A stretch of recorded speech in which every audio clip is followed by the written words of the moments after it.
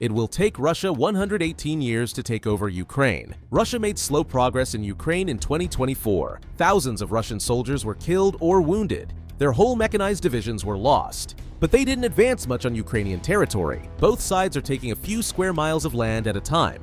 Russia is not progressing through an urban environment. They largely advance through unpopulated steppes.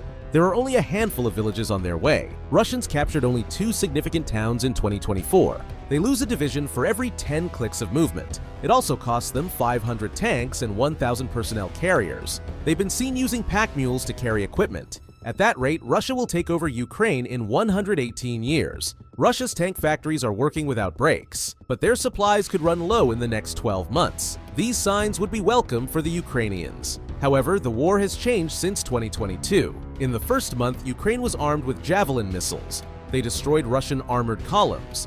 Then, the war became an artillery battle. Each side lobbed shells at the other.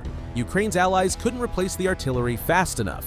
Now, the frontline kills are attributable to drones. Russia can build new drones much faster than tanks.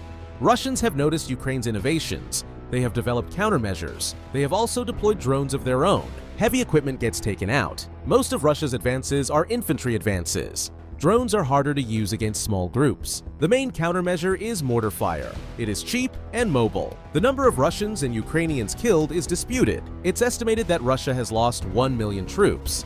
Its current population is 143 million. At this rate, it would be empty before it could reach Lviv.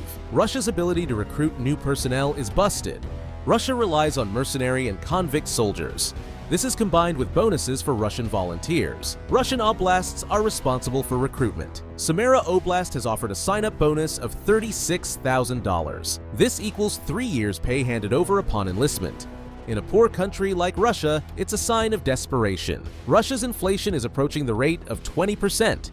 It has been sucking its own sovereign wealth fund dry. Russia's population is 3 times Ukraine's. When the money runs out, Russians can be forced to serve. The Russians are fatalistic about joining the military. They're obedient when it comes to state action. Early on, pessimists noted that time favored Russia. Its military had more experience with slow wars. However, that assumption has been invalidated. The war now hurts the Russians more than the Ukrainians.